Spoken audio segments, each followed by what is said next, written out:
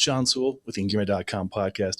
I'm really excited about today because I have on two guests who have a podcast that's actually my new favorite podcast, the Breakthrough Secrets Podcast. Got Mike Kurkowski up there and Chris Abbott. Welcome to the show, guys. Thanks so much, man. Really appreciate it. Thank you for having us, man. We're excited to be here. Oh, this is going to be a lot of fun. So, I got to ask, how and why did you start the Breakthrough Secrets Podcast? You want me to take? You want me to I'm going to you, Chris. Yeah, you do first serve. Yeah. All right.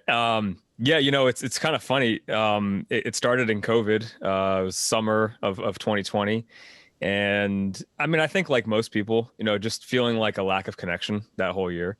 Having a gym, we were impacted as every other gym owner was, and so, Mike and I, we've just always been able to carry on conversation with each other. And so we had the idea of like, hey, let's start a podcast. But we did it with the wrong intentions. We did it purely expecting and hoping that it would make us money because we were suffering at the gym and we had lost money due to COVID and we pivoted online, but just, things weren't going that well at the time.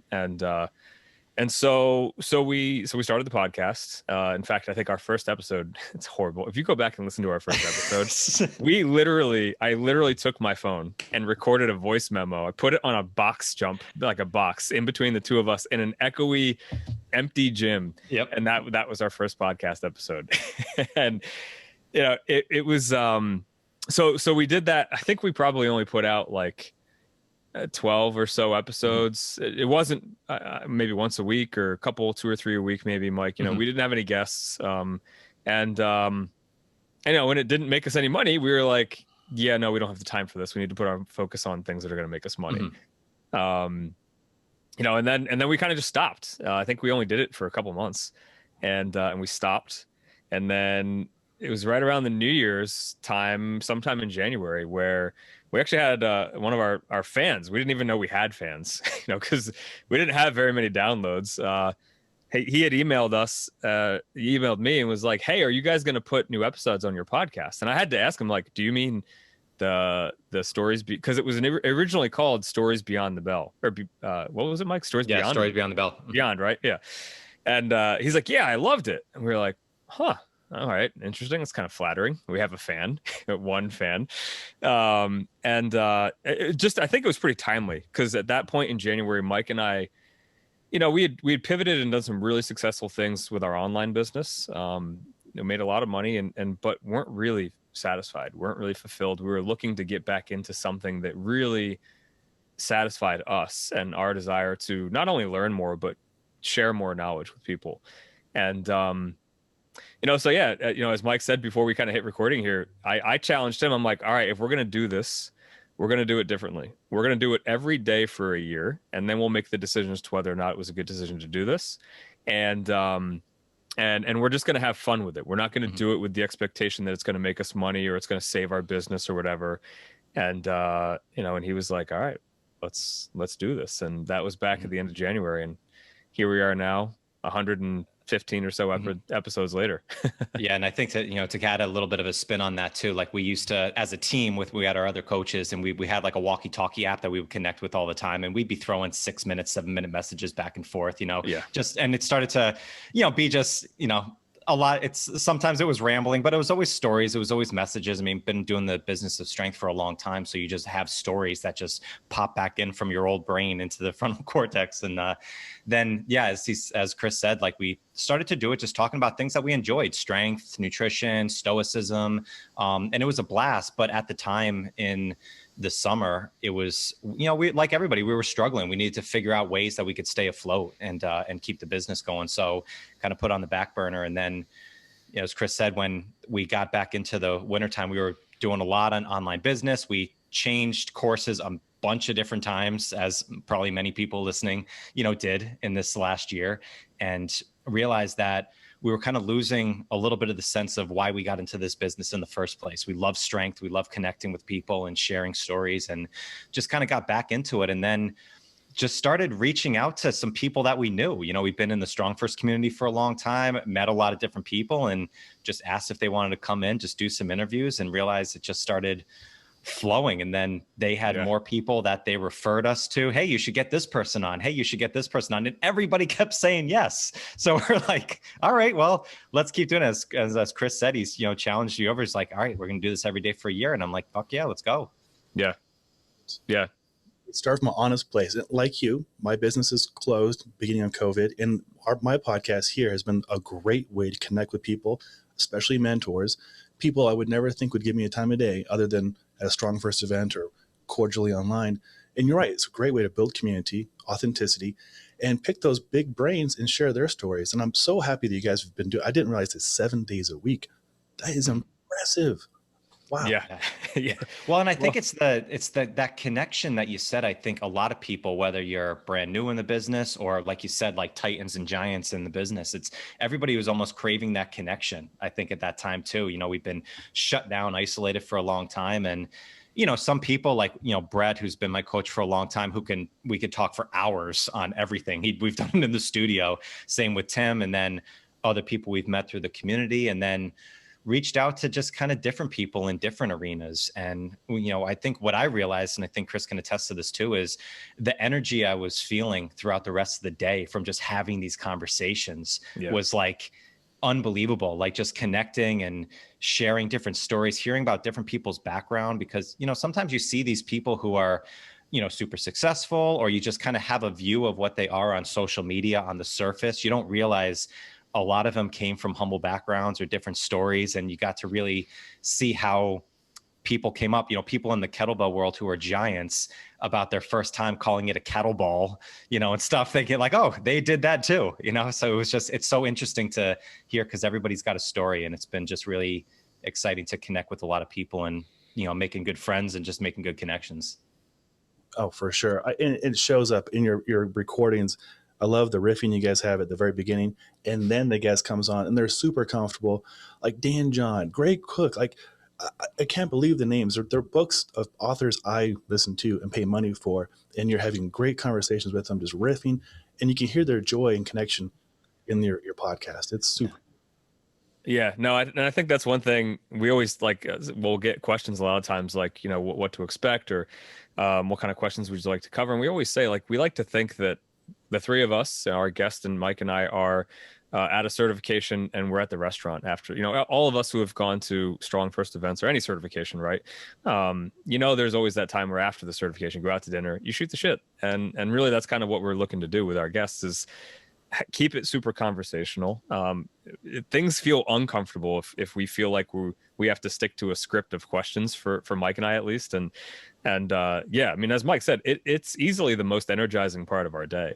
As you said, Sean, I mean, to have one-on-one conversations with many of our guests, you would have to, if you weren't doing a podcast and you just wanted a one-on-one hour of this guy's time, or woman, whoever it is, you would have to pay some pretty serious money. And so Mike and I feel pretty grateful for that. And I think it's been cool too, to know and hear from our audience now that, like, A, we've grown an audience. B, we're providing a lot of value, which is really fulfilling on our end, to know that these episodes are sharing knowledge and giving people some insights into things that they can apply to their own life that really make an impact, which is just awesome to know that, hey, we're the source of kind of this information for some people who really enjoy listening to our show.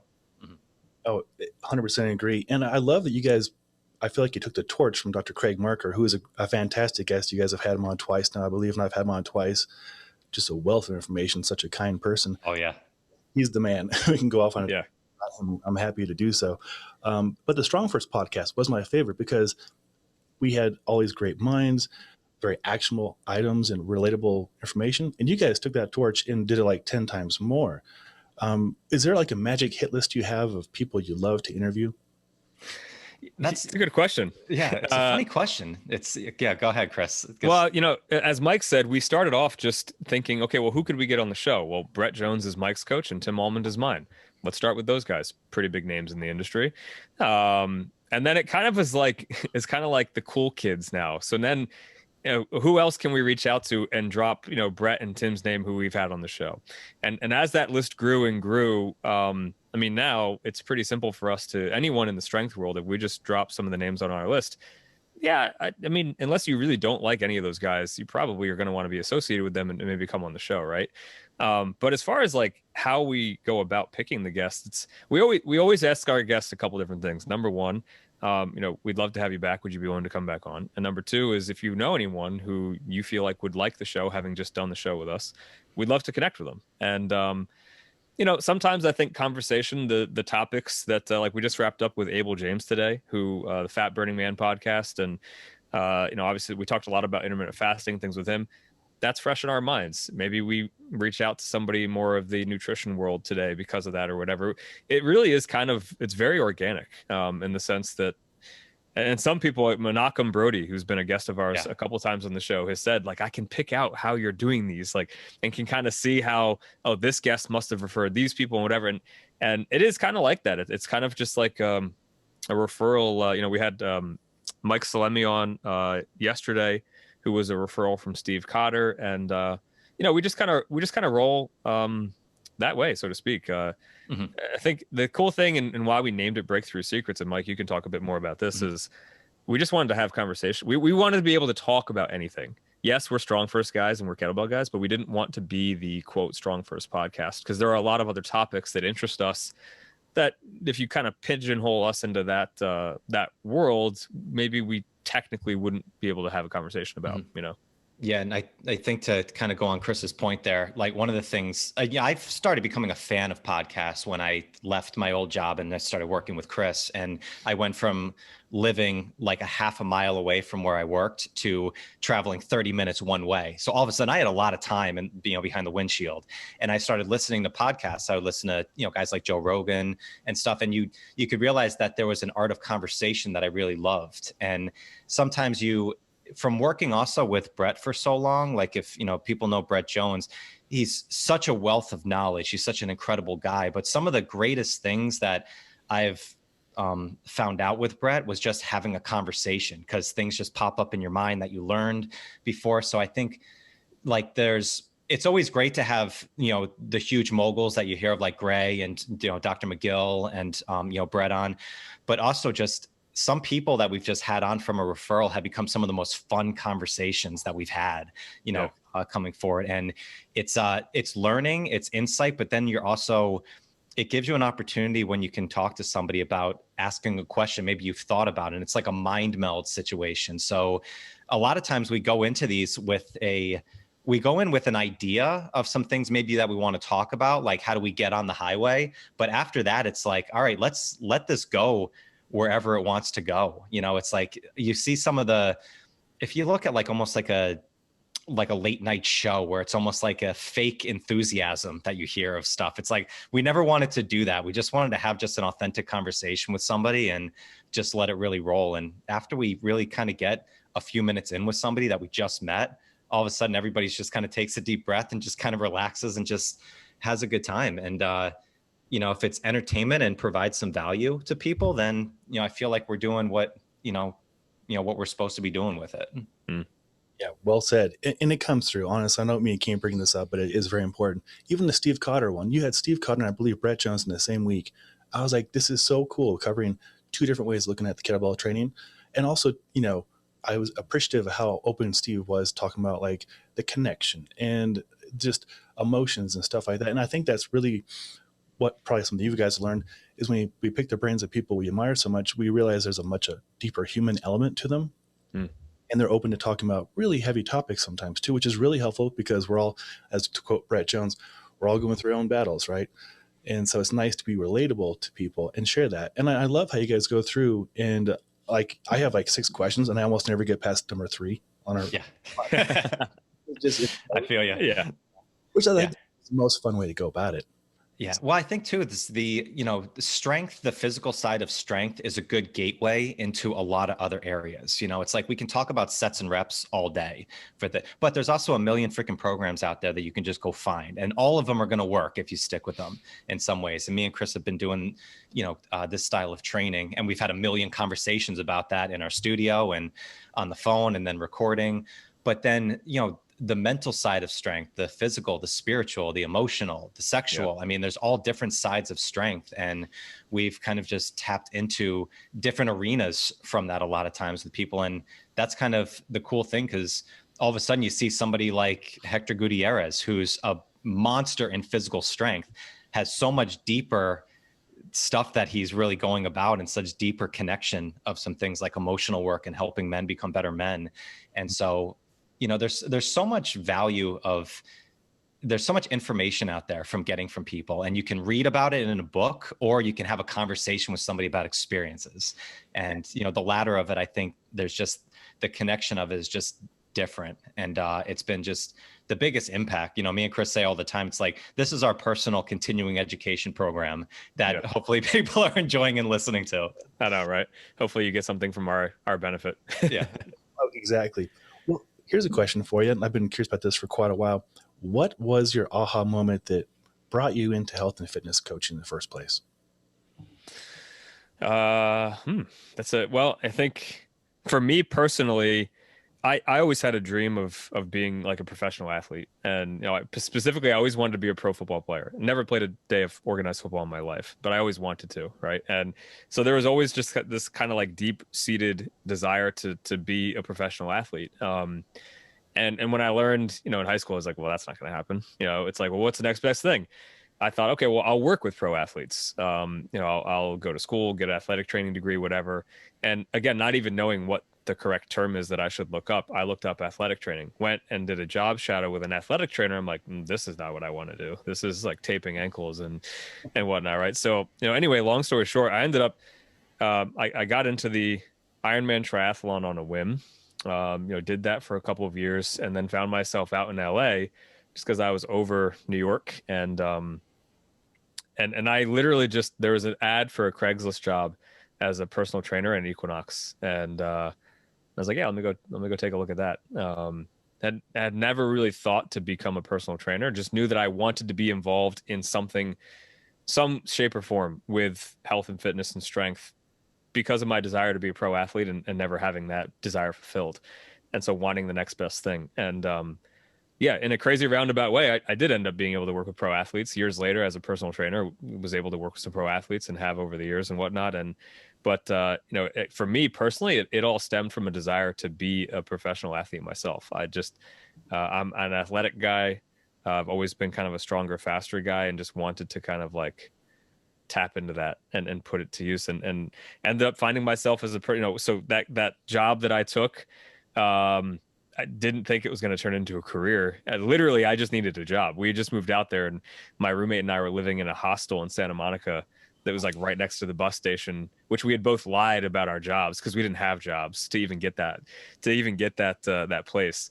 You know, yeah, then kind of worked my way up there, and I guess you could say the rest is history in terms of the personal training thing taking off. But for me personally, it was always at a desire to be an athlete, to be a pro athlete that I knew never was going to get fulfilled. Wow. Yeah. When was that? Like 2009? Yeah, I started my 2008 was when I started my training career. And then, you know, did a bunch of different certifications through Equinox, and you know, kind of like you said, Sean, reading all the books by Gray Cook, Stuart McGill, Mike Boyle, a lot of those guys, and then branched off on my own in 2011. And it wasn't until 2016 that I actually got, you know, I always joke that most times when we have guests on, I am the baby as you know, in relation to, you know, kettlebell training. You know, Mike's been with RKC since 2011. You know, I've been in, you know, StrongFirst since 2016. So it's crazy to think, you know, I've been in the strength and, you know, the fitness industry for 13 plus years. I've only been training with a kettlebell exclusively for like 5. It's not that long. Mm-hmm. So in the grand scheme of things, like I consider myself a baby in this world of kettlebells. Yeah. Well, I don't want to take away from Mike, so I'm going to come back to I started in 15 with Zara Horton. So I'm with you. I'm like a couple months ahead, and I feel like a baby too. And I didn't know about this world. I blindly emailed Eric Frohart, at the time the CEO of StrongFirst, to get a about bow hunting. Next thing you know, SFGs and working with Brett Jones and Karen Smith, and the world is huge and welcoming. So yeah. Yeah, my time was I guess to take it all the way back. I really started into training with FMS. So to take it all the way back, I was an athlete growing up, like everybody. Baseball was my main sport that I absolutely loved. At 14 years old, I had a slipped epiphysis, so my femur slipped out of the growth plate. So I had to go in. I thought I had a really bad groin pull for a while, and kind of took me out of basketball season.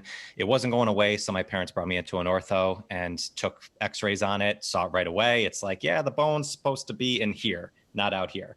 And so they had to go in, emergency surgery that day, and I was on crutches, 2 crutches for 8 months, on 1 crutch for another 4. So I was off my leg out of any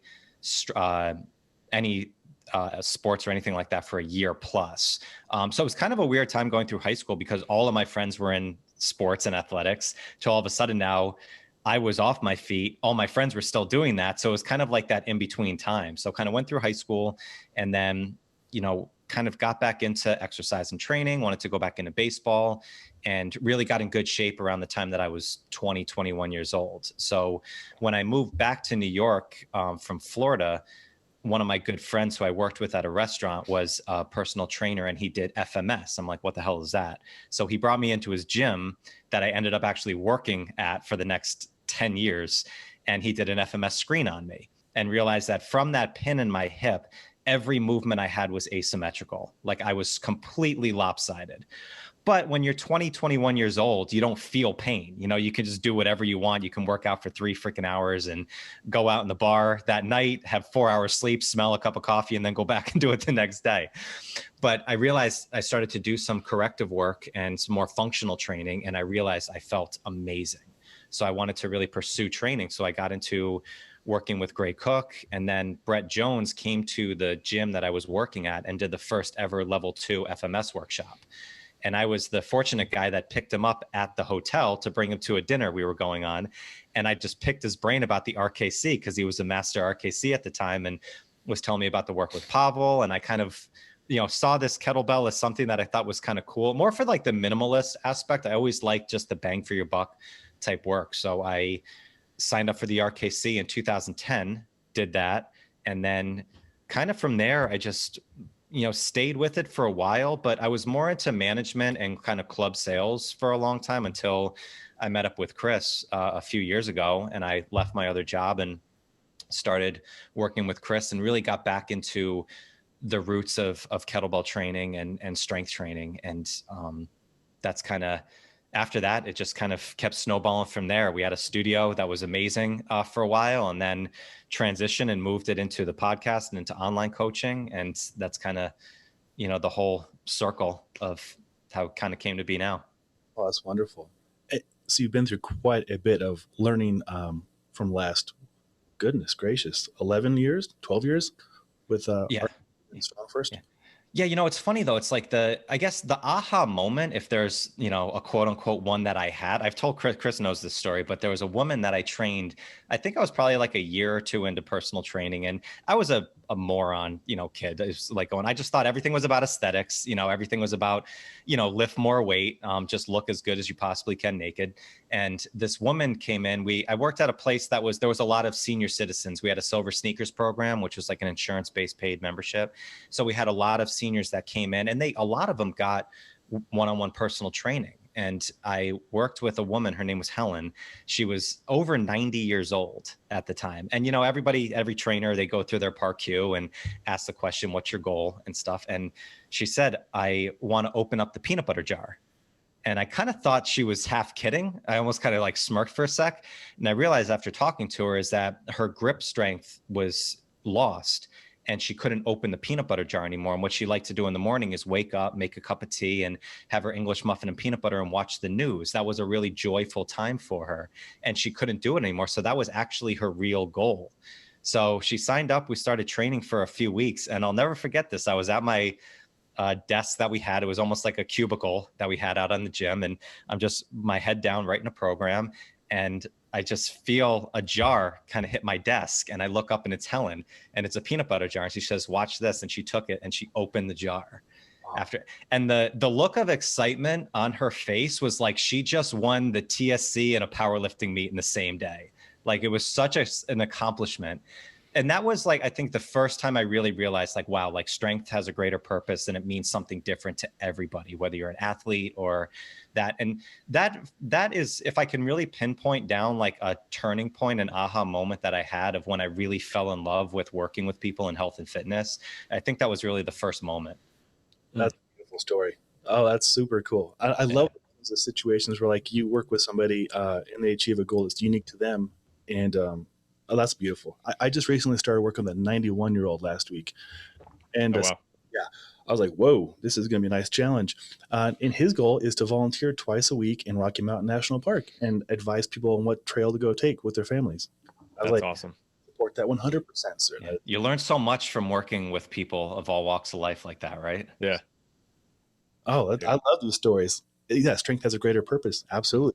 Not just aesthetics and pushing heavy numbers. It's quality of life and opening peanut butter jars. Absolutely. Who doesn't love peanut butter, right? Seriously. Who doesn't want a little peanut butter on their English muffin in the morning? Okay, this is a fun segue. So I'm sure you guys have assisted and worked with educational events for Strong First and other places. Some of your favorite events in coaching? Ooh, favorite events in coaching. Mike, do you have one? Yeah, well, I guess as an attendee, CKFMS was unbelievable that I did. This was back in 2011. It was a 4-day just deep dive into training, kettlebell work. And at the time when I did it, it was like a Mount Rushmore of like strength coaches that were, it was Brett and Gray, but it was Dave Whitley, it was Jeff O'Connor, Mark Chang, Dustin Riptoe, like everybody, like it was the most unbelievable, Mark Snow, Nikki Snow were there. I mean, it was an unbelievable group of people who were leading that event. And it was hysterical because if you've done RKC or done SFG and stuff like that, you go in and it's a lot of movement. It's a lot of work. CKFMS was all like mental and psychological. We moved a bit, like kind of doing different movements, but it was all a lot of assessment work. It's a lot of corrective based work. So after the third day, everybody's walking in like we just went through snatch test ordeals of everything, but it was all mental of going in. And that was an absolute blast that we had. But assisting, the first time I got to assist was in 2016 with Brett down in Florida. And it was so cool because it was a really small certification. It was an SFG2. And I got to work with, Brett was the lead guy, Tim Schumann, Michael Willey, Aaron Grogan, Craig Marker was there. That's when I met Craig for the first time.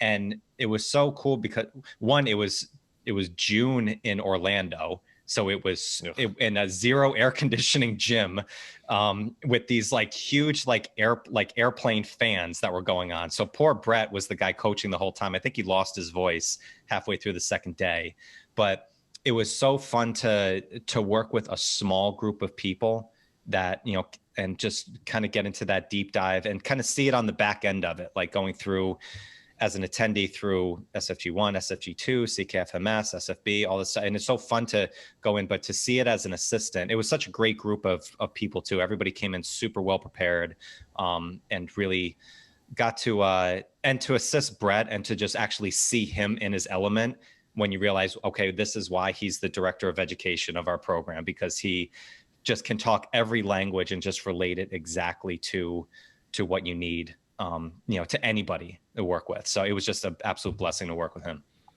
Of course, that sounds like a really good event. And did he make up any words? Because he makes up a lot of words.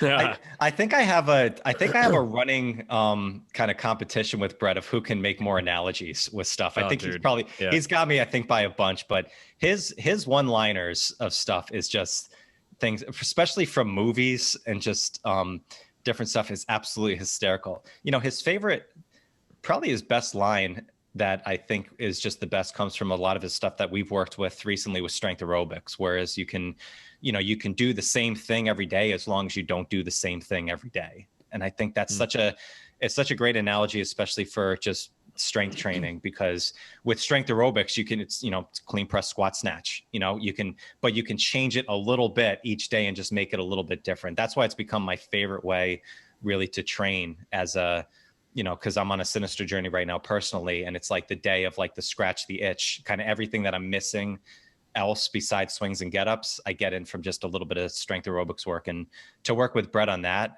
and he's always pulling out one-liners of stuff from the Avengers or Three Amigos, and it's you're always finding something from Brett.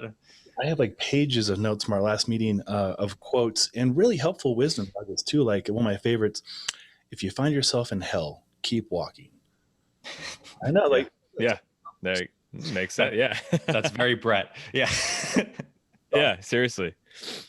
Go ahead. Yeah, no. I mean, for me, it's interesting. I don't. I was trying to think about that, and from for me, like I did Plan Strong in 2016, I think. That was kind of cool because they had just had their Strong First leadership meeting like that same weekend or the few days before. So everybody from leadership, almost everyone, was at that Plan Strong event. And it was cool. A lot of good takeaways. I think the thing I remember most from that is the fact that like Pavel doesn't let you. I'm sure you've probably done Plan Strong before, Sean, right? Yep, there you go. Yeah. So he doesn't let you use a calculator, no cell phone, no Excel spreadsheets, nothing like that, right? You really you got a calculator and you got a pencil. And so I remember myself, Grant Anderson, and Paul Corso, I believe is his last name. He's down in Tennessee. We all had a room together and we were up till like 2:30 in the morning. You'd think we were going out drinking, but no, because we were doing all the formulas and like because for the homework assignment, we had to like create a Plan Strong program and present it, be prepared to present it the next day. And fortunately, like we felt really good about it. Fabio had asked, who wants to come up and present, and we were like, we do. Like we stayed up till 2:30 in the morning. We want to do this, and I forget exactly what it was. He pointed out was like, you didn't have to do all this, and we were like, what the hell, like, But it was great. I think for me it even further kind of ingrained the system because we spent so much time going through the numbers and whatnot. So that was a pretty fun event, But like Mike said too, I've only assisted once. I assisted just before COVID up at Skill of Strength in 2019. In the fall, because we had a coach that I had just hired for the gym who had been a member for a couple of years. And, a number of the coaches we had there, that's kind of what we did is like, they were members. We could tell they loved it. And we're great people. Like, well, we can teach you all the kettlebell stuff. We can't teach you how to be a great person. And so she had gone up to get certified. Brett was leading that. And I got to assist at the level 1, which was really cool. To go back and really dive into the basics because and you get the nerves of people, you get to that energy, that nervous energy that is not there at level 2, and so to be there to see kind of the other stuff, which Mike and I talk a lot about on the podcast, not just the sets and reps, but the mindset, the mental toughness, the going through the self-doubt, all that kind of stuff. So that was cool. But I think for me personally, the 2:30 a.m. night on Plan Strong was probably takes the cake because I didn't go to too many certifications or events where I was up till 2:30 working on whatever homework assignment it was for the next day. Maybe I was up at 2 a.m. for other reasons. Exactly. Plan Strong kicked my butt, brain-wise. Well, kicked my brain butt. Yeah. And that your story is very relatable. Matthew Flaherty, who's been on my show several times, he's a hoot. Similar story. He's up till early morning trying to go through the math as well. And it is tough. It really makes you think, especially when you can't use a spreadsheet with a calculator. Yeah, it's tough. Yeah, the first thing I did when I got home was make a spreadsheet. I'm like, okay, now that we've passed this, like I'm going to make a put this in Excel and not spend hours more than I need to on these calculations. Well, I think that's one of the great things about Strong First and Pavel of how he runs this program and his systems is by getting you back to kind of bare bones of just like a calculator and a pencil. And it's funny, we just had just talking to Abel a couple hours ago on our podcast. He said a line that resonated so much because we were talking about nutrition and food. It's like the answer maybe not be in the future, like with like new technology and stuff like that. A lot of times it's going back into history of what we needed to do before. And I think Pavel, and especially a lot of the top people that we worked with, it's always seeing that foundational stuff. A lot of the things that you need to develop physical strength, mental strength, it's all been there before. We're not reinventing the wheel of mental strength. It's just finding the best thing specifically for you. And I think that's been so cool. The one thing I always try and almost naturally find when we have a bunch of different people on our podcast is what's the similarities that they have that's making them successful? You know, it's like everybody has a different background, a different path that they took, but it's like, what are the similarities that they have? And all of them have a huge respect and a huge focus on the foundation, you know, of what they're doing, you know, whether it's physical strength, whether it's mental practice. That today, right? Going back to the woodshed, as he calls it. It goes back, because he's a huge musician, and he talked about, like, instead of trying to create new pieces of music, going back and just doing the scales over and over again. And like we've talked about, we did this a while back where I think Brett actually came to our studio and we are just talking about the 2-hand swing and just going back and always going back to the 2-hand swing. And now every time I go back to doing 2-hand swing work, it helps me with every other fancy shit that I'm doing in workouts and training. So it's always going back to that root of what works best for you. And I think with foundational training, it's almost like a term that a lot of people like now. It's like, oh, we're always starting with the foundation, but it's like, no, that really means like, once you think you have a strong foundation, keep going back and looking, because if another crack just might pop up there, just put that back in, so you can always work on that. Yeah. To your point, I think Sven talked about that, about going back and doing this 2-hand swing, working with, I think, Tim, is it? Yeah. Mm-hmm. Yeah, he's doing some snatch work with Tim too. Again, foundation. And he's Sven. He's a team leader. He's, strong as heck. And like the most nicest guy you can ever talk to is Sven Rieger. Gentle giant. He's a stud. Yeah, a lot of fun to talk with him. And that's, I hope the listeners and viewers understand the community within Strong First. It's just, they're really good people. You meet people at certifications or seminars, like the Strong Endurance seminar we hosted out here, and you become good friends with these people. And you wind up going on hikes, camping trips, going to get food or drinks or coffee. It's a really amazing community.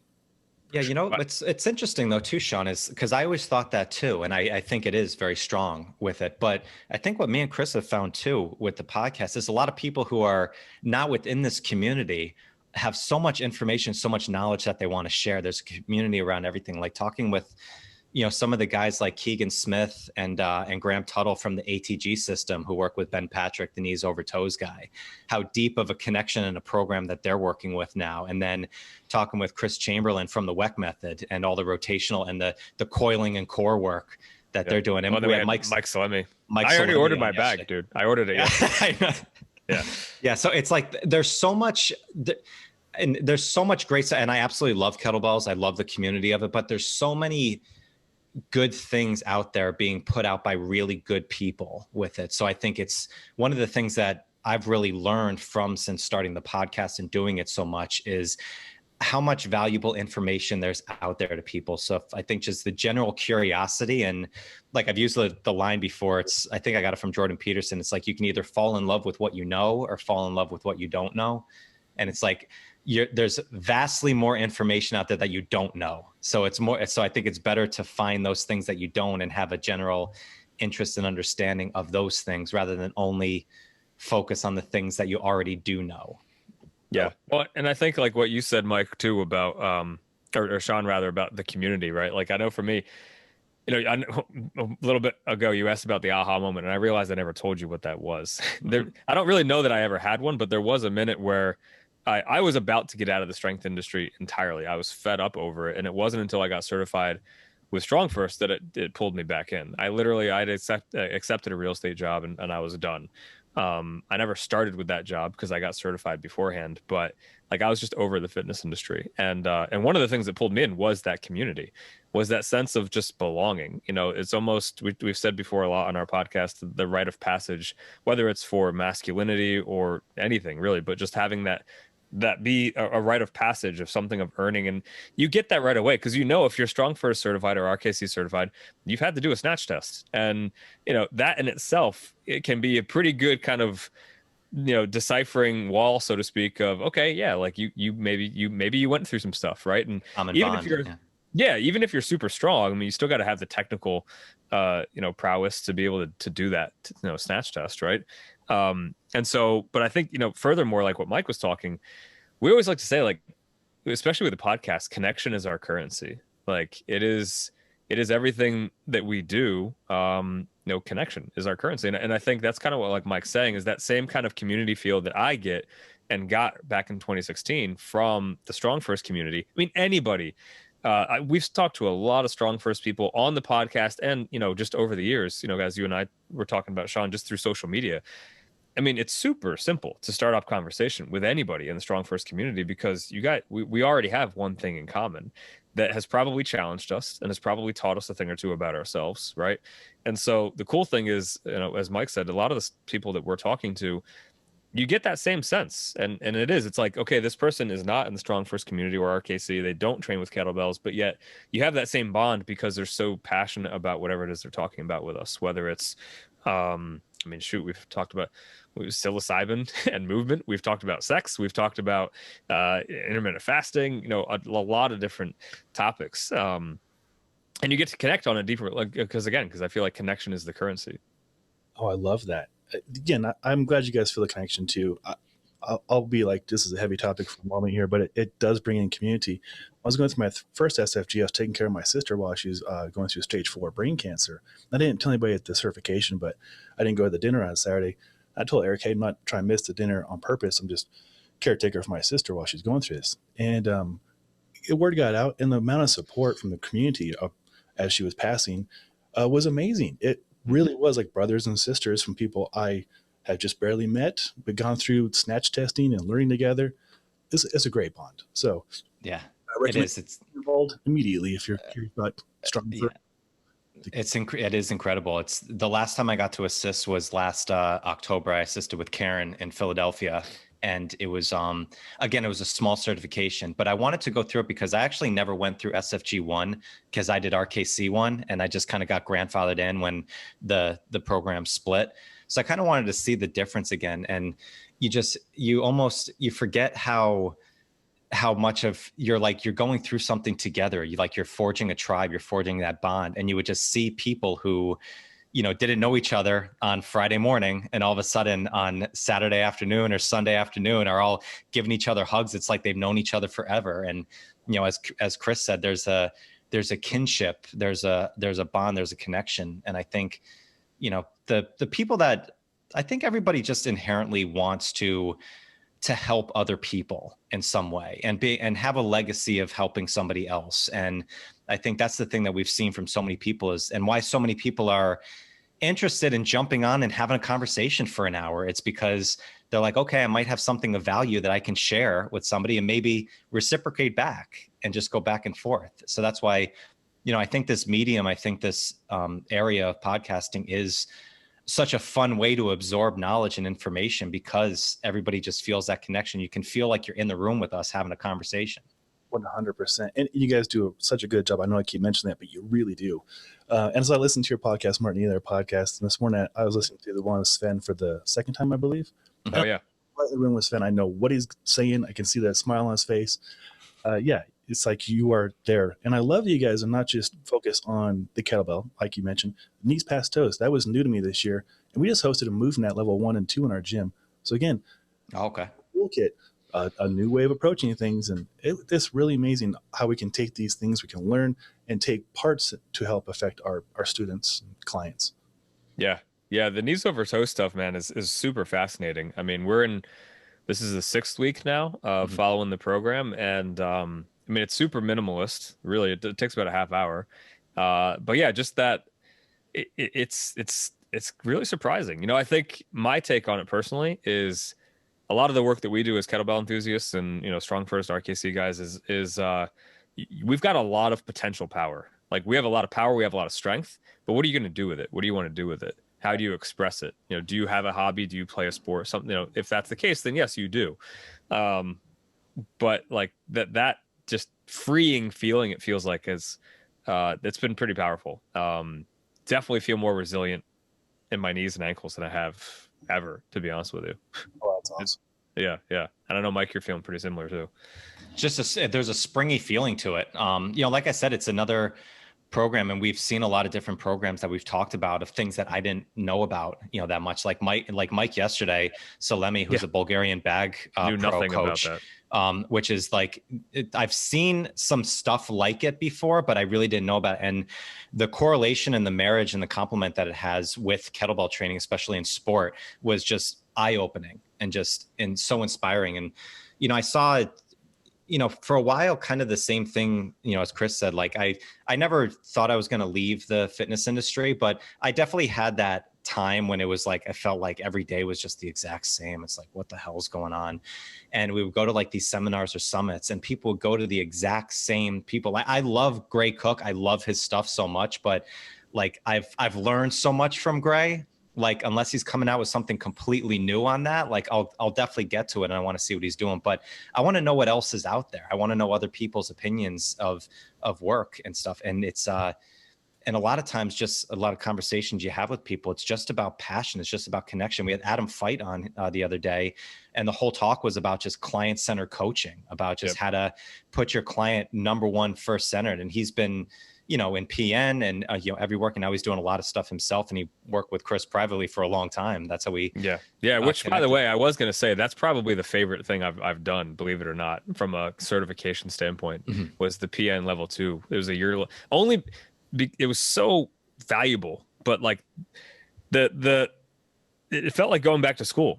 Now, it's one of the reasons why I know, Mike, you and I have talked about it, and Sean, I'm sure you agree as well. Like, the Strong First curriculum you have to commit to it. You can't just show up and get your certification.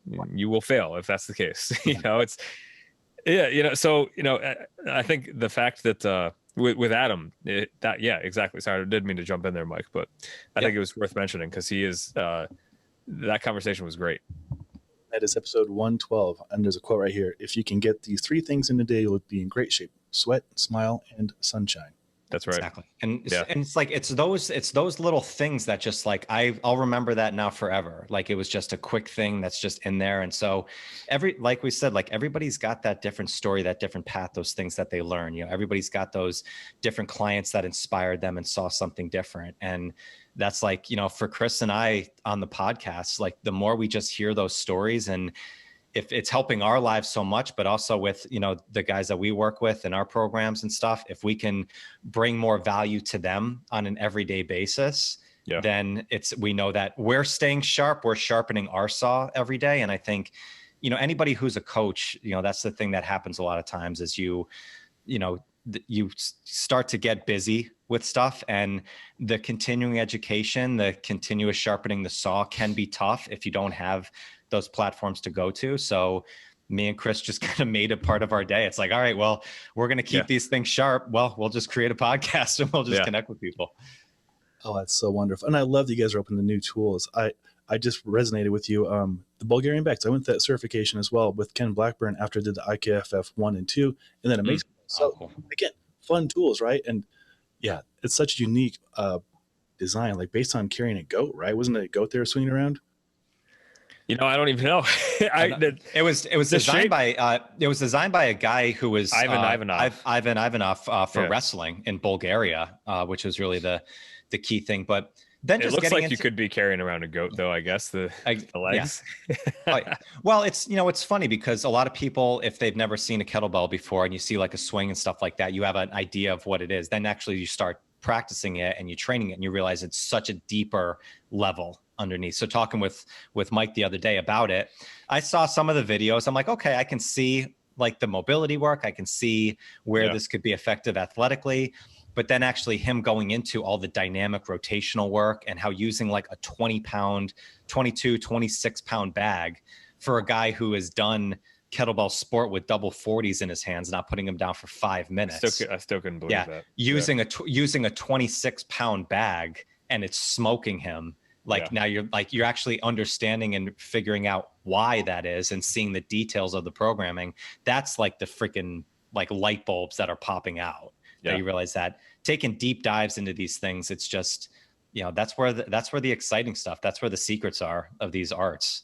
And it's fun to hear these conversations from people, from the hard work that they put in. Absolutely. This has been a lot of wisdom what you're throwing out here. I'm stuck on where you even try and end this, because you give me an hour of your time, and there's so many different topics I want to go down with you guys. I definitely want to do a round 2 and 3 with you guys if possible. Absolutely. Like we're just scratching the surface, and like just a lot of knowledge to be shared here, and a lot of wisdom nuggets. Guys, I'm so impressed with what you're doing. I didn't realize it's 7 days a week, so 115 episodes in. Yeah, I mean, we record we get guests on typically 5 days a week, Monday through Friday. Saturdays and Sundays, we're kind of, we record some, we were recording some, basically like another podcast we called Mornings with Mike and Chris, and which those are like our recap episodes of the podcast itself. And those predominantly went to our coaching group that we work with. Schedule got kind of busy. We did that for a while. We're like, hey, we're really doing 2 podcasts every day, 5 days a week. Like that's kind of a lot. And, but we loved it. Honestly, that second podcast was, and we're going to come back to it. We kind of just have put that on hold. So right now, Saturdays are basically like our recap episode for all of the guests we've had on this week. And then, we're kind of going back to now, Sundays posting like some of the original episodes back in like episode 3 and 4. Like some memories. Yeah. Some memories. Yeah. But, the Mornings with Mike and Chris show personally, and I know Mike, you probably relate to this too, helped, it's like, it just takes the information and it ingrains it into our minds, Mike and I, a bit more, because we've had the night to sleep on it. It's fresh in our minds. We come in, we talk about our biggest takeaways, and we've actually gotten some good feedback too. The guys that we work with, they like it. So we'll be bringing it back to some capacity, even if it's just a few days a week. But yeah, we got five guests on every single week, and then we usually do a recap or throw some of our own in there as well. Yeah, I kind of related it to like if you read a book that you really enjoy, like you're going to retain only so much of it. But if you go back and like if you're underlining things, you can start to see like the cliff notes and putting them together to see the highlights of what you had. And, me and Chris just started to do that because some of the conversations are, some are just a blast, some are so informative, and some just get really deep and emotional. Like we had Bud Jeffries on who was talking about his son, and I had to go for a walk and just clear my head afterwards because it was first it was like so emotional about what he's doing, and you realize some people are out there doing things like this, of spreading a message of just trying to help impact people and do it in these ways. It's almost, it's overwhelming in some ways to be able to connect with these people and how freely people are giving their time to speak to you on it, to get in. So I think that's just, I think the biggest lesson, I guess, out of that is just after this year of everybody being so isolated,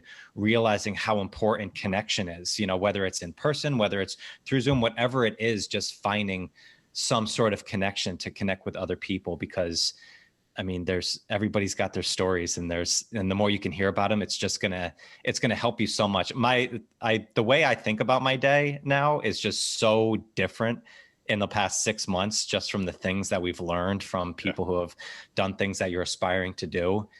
It's the biggest blessing that I could ask for. Yeah.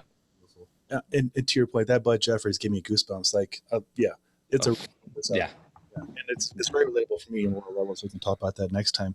But I'm so glad that you're able to assimilate the best parts of some of your favorite people, and it improves your quality of life and your listeners and viewers' quality of life as well. It's very actionable stuff. Yeah. No, it's been great, man. And our goal is to just keep doing more of the same and not have it ever feel forced, because it doesn't yet, and we don't want it to get to that point. As my Engearment, my media company, I would have meetings at outdoor retailers, and a lot of the meetings were really forced. And you're like, this sucks. But then you go to Patagonia, you have a cup of coffee, you hug the guy, you talk about split boarding and kids and all the fun stuff, and then you realize this is why we do it, right? Yeah, not forced, just having fun. Yeah, exactly. Where can people find you guys?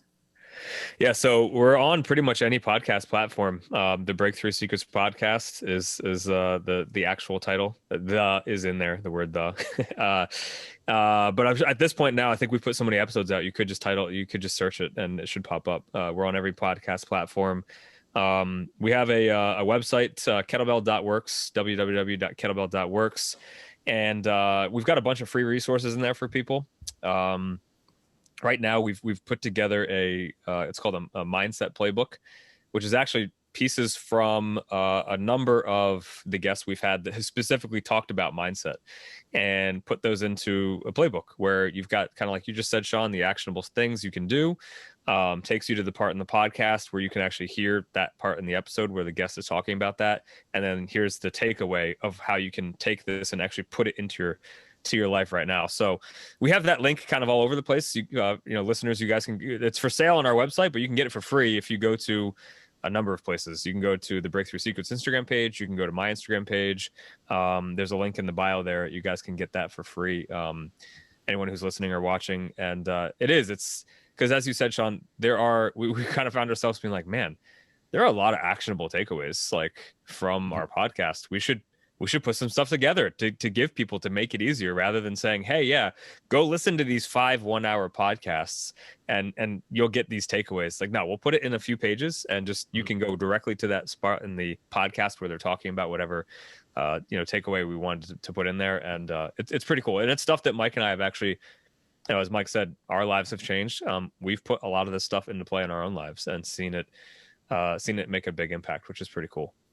Yeah, another resource that's absolutely great if people want to just explore the podcast first is that top 10 podcasts that we had that will change your life. This is a breakdown of the top 10 most popular podcasts that we've had so far of people that are coming in. So that's a good place to start if you want to absorb what we're doing. And I'll put links to the top 10 episodes and kettlewell.works and the Facebook group. Is that okay if I put that link in there too? Absolutely. Yeah. Perfect. That's great. And as a fan, I recommend this show very much. And both gentlemen, I would trust with their knowledge and insights in a heartbeat. This has been a lot of fun, Chris and Mike. Thank you very much. Likewise. Yeah, seriously, man. Thanks. It was a pleasure to get to meet you virtually for the first time, and look forward to more, man. I'm looking forward to it too. And we will have many more. I'll have links below where to find out more about the Breakthrough Secrets podcast. And you guys are on Audible now too. That's awesome. Yeah, I just noticed that I really think we're everywhere. Yeah, we're on Amazon, we're on Audible. Like, I think you can listen to us pretty much anywhere now. I'm like, I gotta get an Audible. So thank you for the inspiration to help me get better too. It's awesome. Awesome. Anything we can do, man. Yeah. I appreciate it. Engearment.com, YouTube viewers and podcast followers, thanks for checking us out. I have all the links below where you can learn more about Mike and Chris and the awesome Breakthrough Secrets podcast. Till next time, take care. Thanks, brother. See ya.